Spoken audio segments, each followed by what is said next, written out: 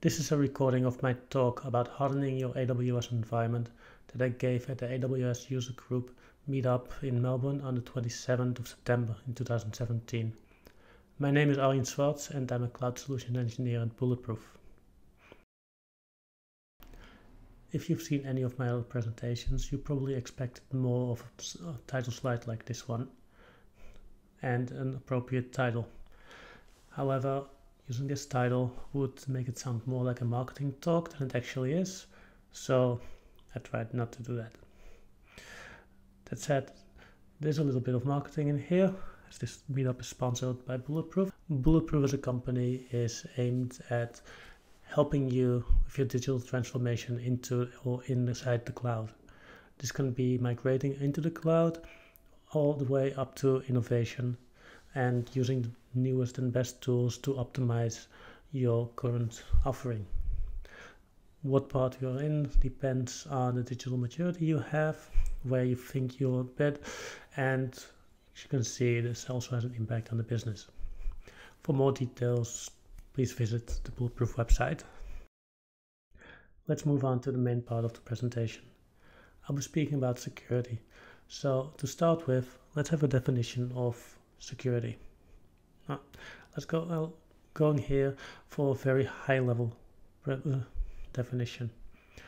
Security is the means to prevent bad things from happening. What these bad things are, it will totally depend on your business case, on your use case, on whatever you're doing. It can be as simple as you don't want your website to be defaced, up until getting records about purchases or personal data stolen from you. Why is this so important? Well, we've all seen a lot of attacks lately. For the past years, there are constant streams of attacks that come into the news, and no doubt there are many more that haven't never reached the news. To me, this indicates, and it's pretty clear, it's pretty obvious as well, that if you have anything on the internet, you will be attacked.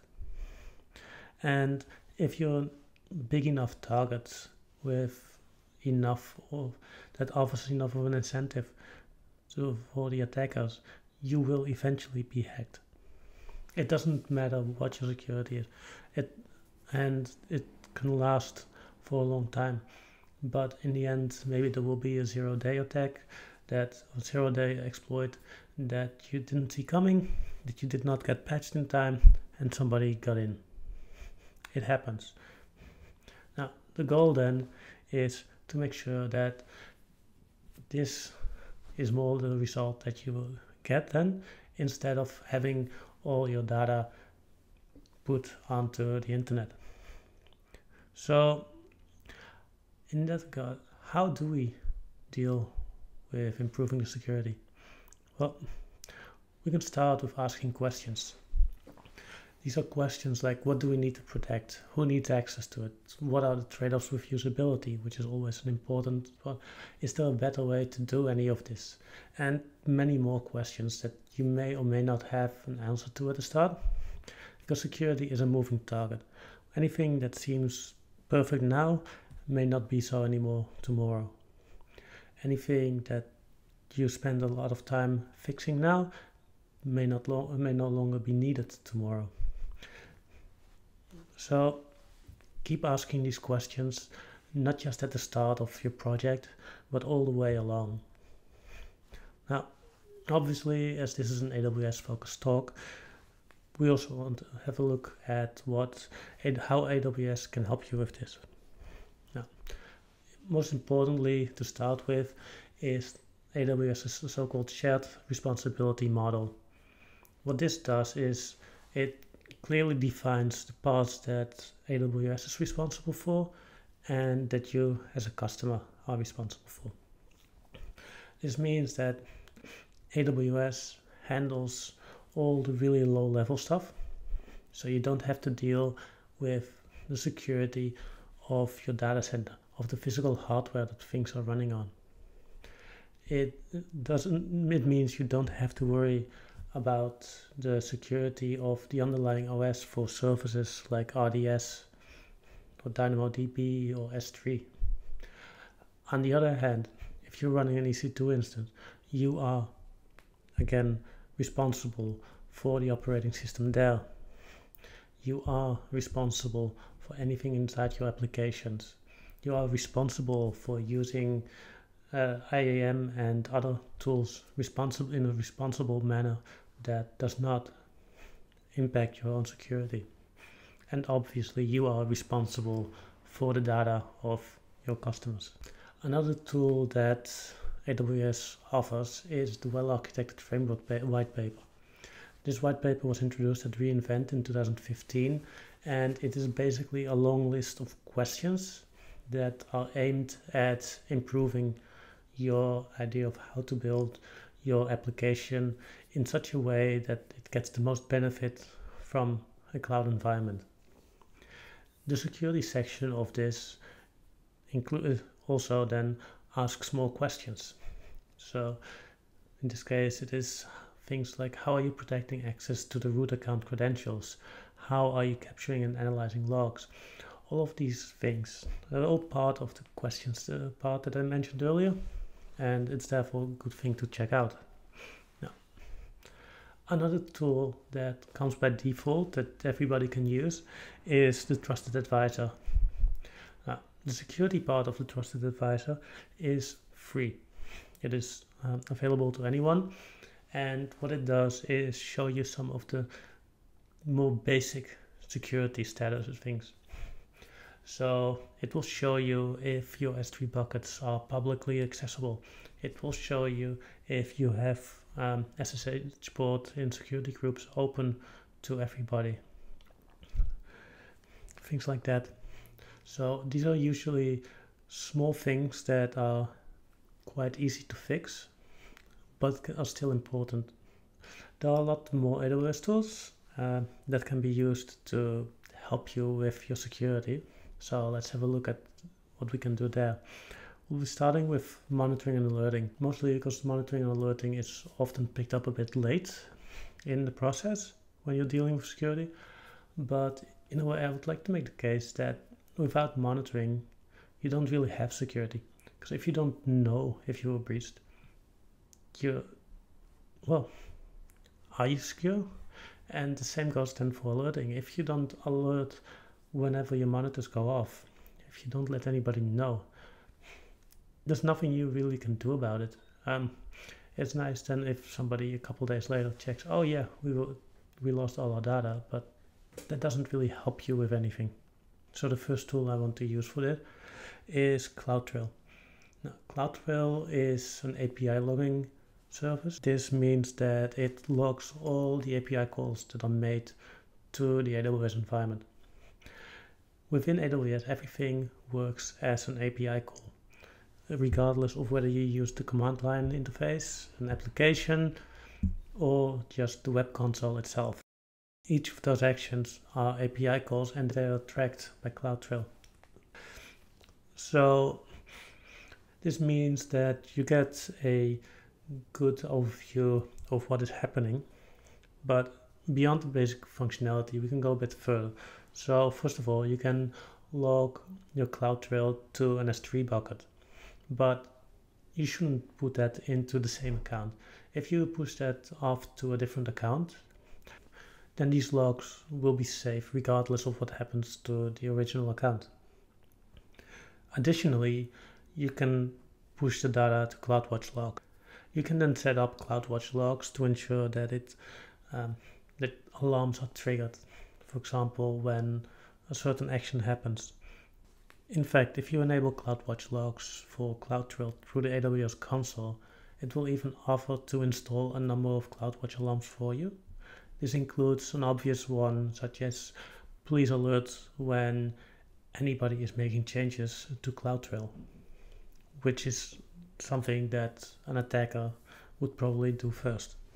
This gives you a bit of this would therefore give you a bit of a head start on seeing and dealing with any potential attacks.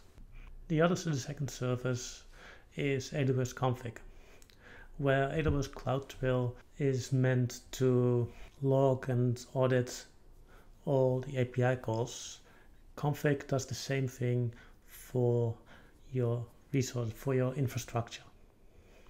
So it will keep a record of all the resources and the changes that have been made to them.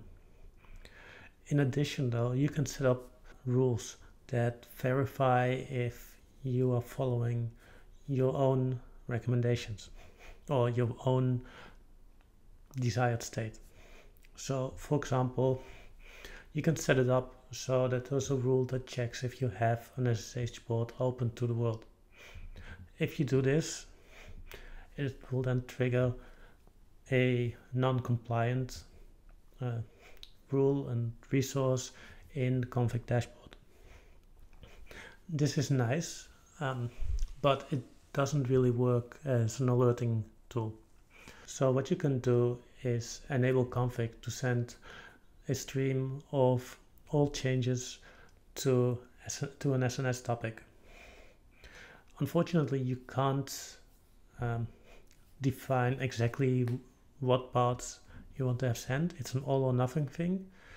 So you will then need something else to check, was this an alert for a non-compliant rule, or was this all just regular changes? What this enables you to do though is, especially with the recently introduced rollback triggers in CloudFormation, it allows you, if you say, okay, let's do a stack update, and this runs then the config rules, and the config rules say, hey, this does not match our desired state. Let's say again, port 22 is open to the world. So it keeps sending the SNS messages, and this gets filtered with a Lambda function. So this Lambda function realizes, hey, one of these messages that I received is that a config rule was broken. So Lambda then in turn triggers an alarm, and CloudFormation then sees that alarm and triggers the rollback itself. So with using things like this, we can easily automatically guarantee some compliance and be assured that things will happen properly, or at least that we are notified when things go wrong. Now, there are a lot more ways to monitor within AWS. VPC flow logs, for example, will allow you to easily see any changes that, or any traffic that goes through your VPC, and you can again filter this and see what happens. Or for ELBs, you can detect the incoming requests, and if that suddenly spikes, you know you might be dealing with a DDoS attack or something like that. Basically what I'm saying here is you should monitor all the things, even though I won't go into all of them right now, because there's a limited amount of time, and instead I'll be focusing next on account security. Now, account security is something that is spoken about by AWS at any possible moment. They keep drilling this into you if you go to any of their talks, if you watch any of the videos that they post online. So because of that, I won't take a lot of time here. I will just focus on the most basic things. So don't use the root account for anything. If you don't need it, don't use it. Instead, use IAM users.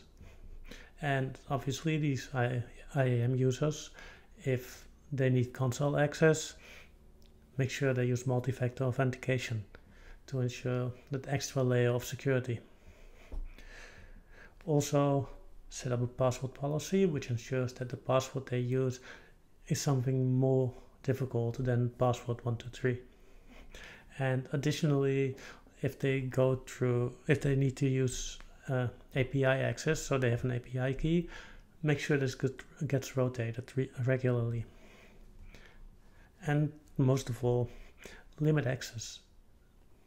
And don't give anybody more access than they require. I know it's easy to do so, especially when they are asking for it.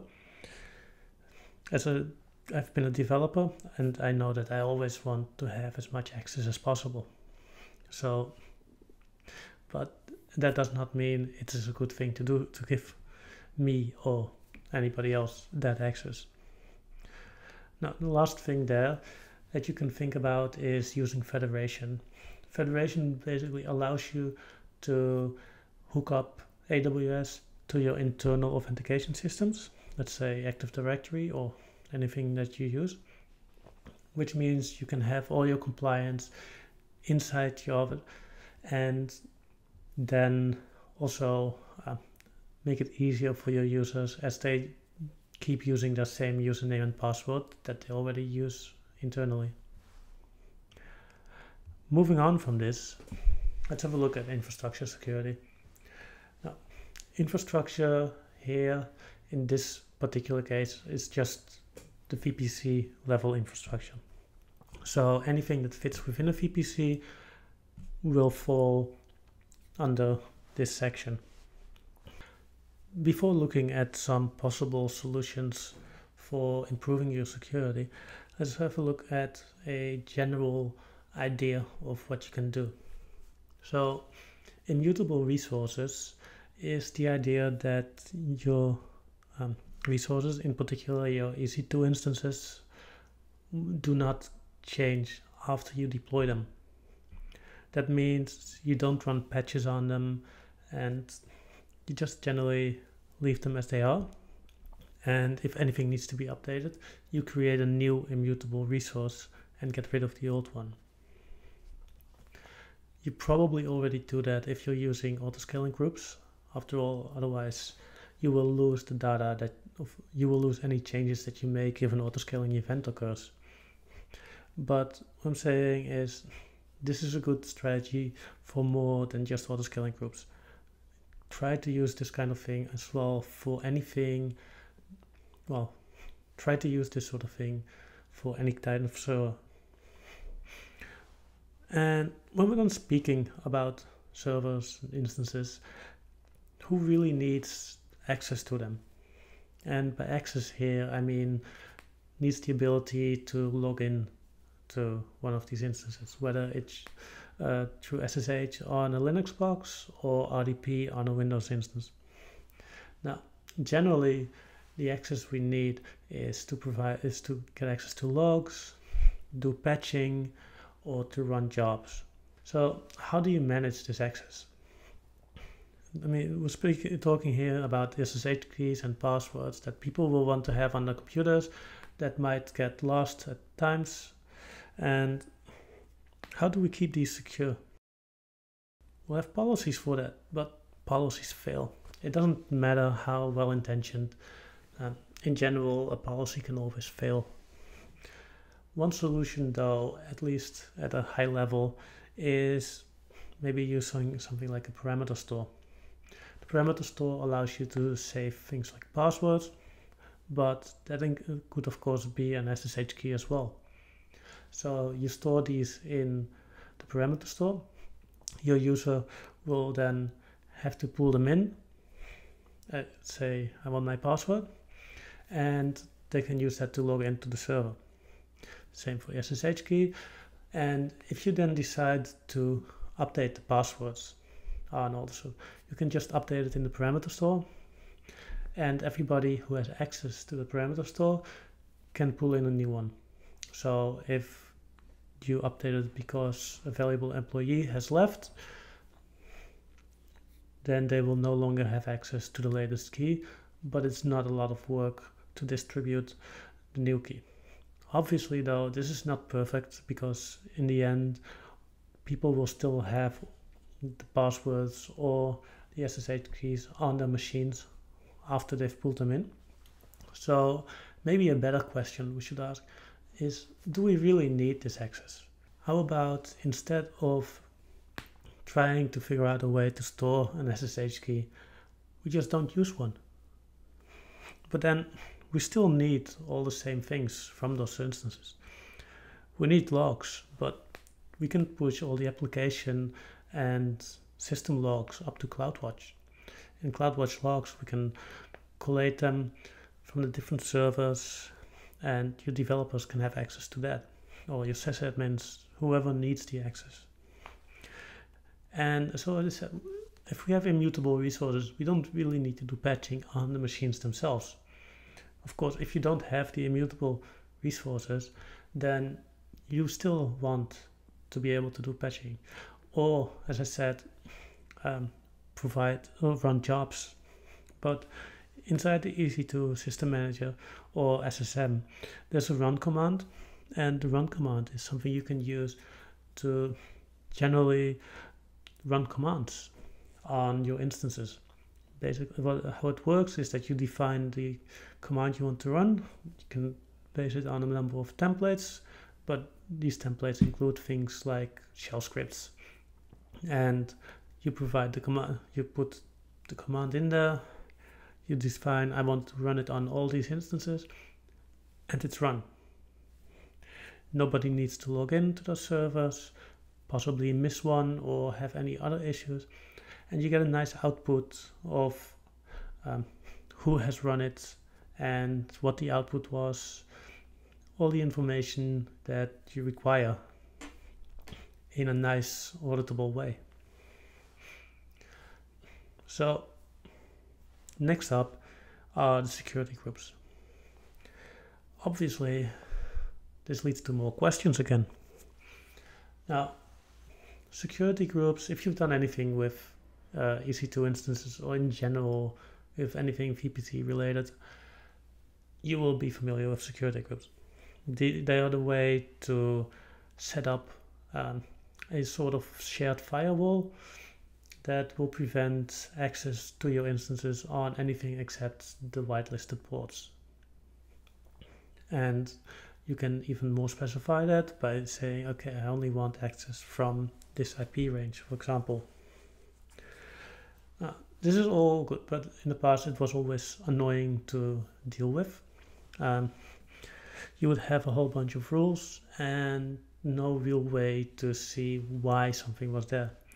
Now, AWS just released the ability to add descriptions to your rules, and this makes that a lot easier.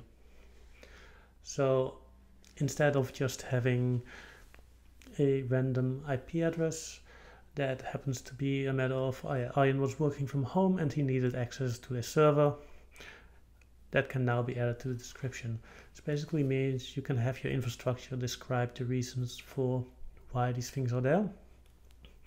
Obviously though, you will still want to limit access. So don't open it up more than you need. Don't open up port 22 to the whole world, as we mentioned before. Aside from security groups, there's another way to restrict access to ports and from sources, and that is the network ACLs or NACLs. Now, where security groups are acting, as I said, like a sort of shared firewall in front of the instances, the network ACLs are at the subnet level. The advantage of this, though, is that you can have them work together with your security groups.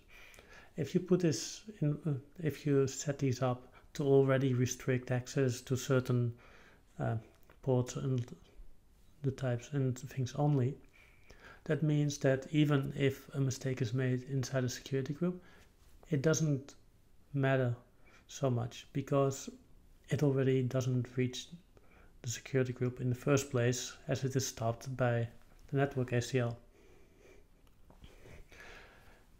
Speaking of the subnet level, another important distinction is basically public versus private. So you can have public subnets and you can have private subnets and the instances in there. Something is public when the subnet it is in connects to the outside world through an internet gateway, and the instance itself has a public IP. And it really needs both of these to be seen as public. So this then leads to the question of what goes where. What do you put in the public and what do you put in the private subnets? From a security perspective, this is pretty clear cut. Whether it is exactly as easy in your own environment is always a separate issue, but let's have a look. So you put public facing ELBs into the public subnet.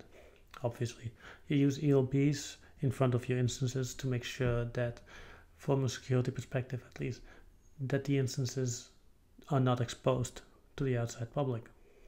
So you only have your AWS managed ELBs publicly, where you don't have to worry about whether or not they are properly updated with all the latest security features, because AWS takes care of that, while your instances then that actually serve the content are in a private subnet.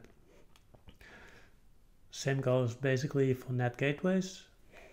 The NAT gateways are something you will need if your private subnets need internet access. They will make sure that the internet access goes through the gateways, and that way your instances have access to the outside. For example, if they want to pull in security updates or whatever. But on the other hand, the internet does not have access to your instances through that NAT gateway. And the last thing that I would put in there is jump boxes or bastion servers. These are for in case you do need access to your servers and you don't have either direct connect or VPN set up. Everything else just goes in the private. This includes all your instances and the RDS, caching servers, whatever you need.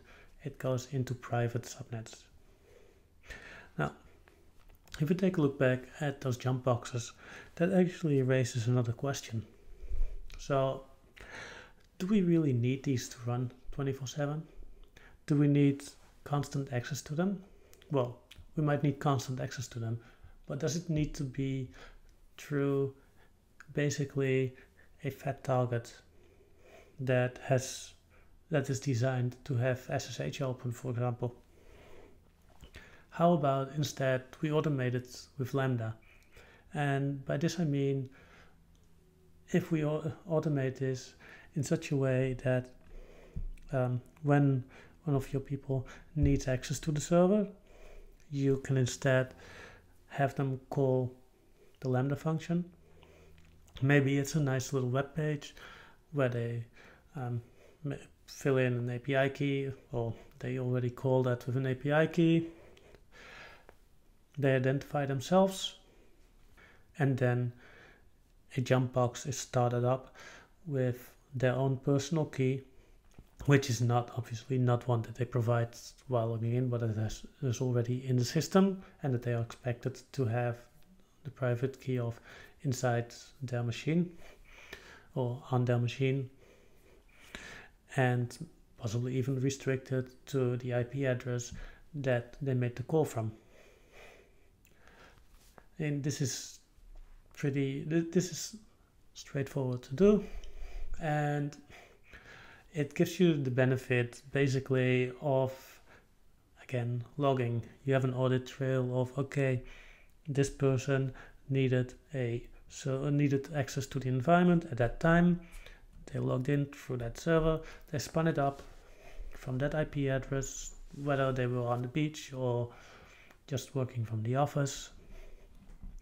All of those things. You can even, if you already have a form, you can ask them to fill out a quick reason for why. It can be anything from urgent fix needed because something terrible has happened to I need to check this or that thing.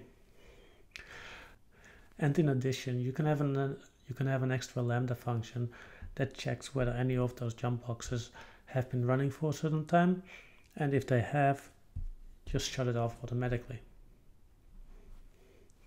Now, the last portion I want to talk about today is secrets, or rather secret management. Let's take the worst case example. Let's pass all our secrets through plain text. Nobody wants that. We may have done it in the past, but nobody thinks it's a good idea. So let's assume we don't save our passwords as plain text, put it into GitHub, and leave the repository open for the whole world to see. Now, how do we deal with that then? Let's say we manage our environment with CloudFormation. We pass through the secrets as parameters, and we make sure we've got the no echo attribute enabled, so that you can see a good password, which is just a bunch of stars, and terrible password, which actually shows the password, because it's not very secure if your environment still shows the password. However, even with no echo, if you pass that on to the user data, let's say it's a simple echo statement, the end result is that your user data still shows that password, which is also not what you want. So first step in making that more secure would be to use KMS, the key management system that AWS offers. This allows you to encrypt the password, and then instead of a not very secure string, you will see an encrypted string that somebody would need access to decrypt. They would need access to KMS to do so. But of course, at this point, we're still passing through the secrets themselves, which is not ideal yet either. Now, I've already mentioned the parameter store before, and yes, that is obviously a good solution for here as well. So instead of saying, here is my password, you can say, this is the name of my password in this environment. Please pull it in from the parameter store. And then if your instance is granted permission to read from that parameter store, that means I can pull it in and nobody can read it without having actual access to the instance. In addition, obviously you can use namespacing to further limit the way your passwords and such are stored, so that you have a separate grouping for, let's say, your dev passwords versus your production passwords. You would only give your instance access to whichever one is appropriate. But how about we don't use any password at all? Say if you use DynamoDB as your data store, this has its permissions managed through IAM roles. So you give your instance specific roles that you want it to have, and it can access the DynamoDB table. How do you do this then for something like RDS? Well, for MySQL and Aurora, there's the possibility to do IAM database authentication as well. This is a bit tricky to set up, go through a bunch of steps, but the end result, once you've got it running, is that you can generate a DB authentication token every time you need to set up a connection. And this provides you then with a token that is valid for 15 minutes and allows you to access the database. Unfortunately, there are some limits to this, so you can't have too many open connections at the same time because it just can't handle that yet. Hopefully that will improve a bit, but if you have a low traffic side, and obviously your application supports this, this is a very good option for that. So let's wrap this up then and summarize the points I've been trying to make. Basically, we start with asking questions. Why, how, what, how can we improve? Continuously ask questions, even if you don't have the answers yet. You can get the answers at a later time. Just know that you need to ask those questions. And you have to build on what's already there. Use what AWS offers. Don't try to reinvent the wheel security-wise, because let's be honest, it's very likely that AWS will have a far bigger security team than you have. And it's much more useful if your team focuses on your things instead of doing the heavy lifting. You want to have minimal access. Don't give anybody or any instance or any service more access than it really needs to have. Verify that this is all set up correctly. And keep verifying. Don't just trust that anything that was correct at the beginning of the project or before any changes were made is still correct the way you want it. Whether this is because your own demands have changed or simply because somebody accidentally did something that was not what you intended. And lastly, automate this. Don't just trust that people will do the right thing. People can make mistakes. Everybody makes mistakes, and especially when it comes to the more basic things, you want to make sure that this is automated so you don't have to think about it. And this is not just on the monitoring and alerting part like I showed you with AWS Config or CloudTrail. This is also in automating your entire setup. Now, some further reading that you should do if you want to see more about it. I would really suggest you read a bit up on the shared responsibility model, that you have a look at the well-architected framework white paper, and there's in the security section of AWS, they have specific white papers and resources for all the services based on security. So if you use anything, it is definitely recommended to have a look at that as well, to see what is covered and what isn't covered by AWS, and what you should do to fill in the gaps. The Center for Internet Security also has a white paper for AWS recommendations. I also definitely recommend having a look at this, not just because of the recommendations, but also because they give for most of the recommendations, they give AWS CLI commands to see if they are followed, and possibly even to remedy the things that are not followed.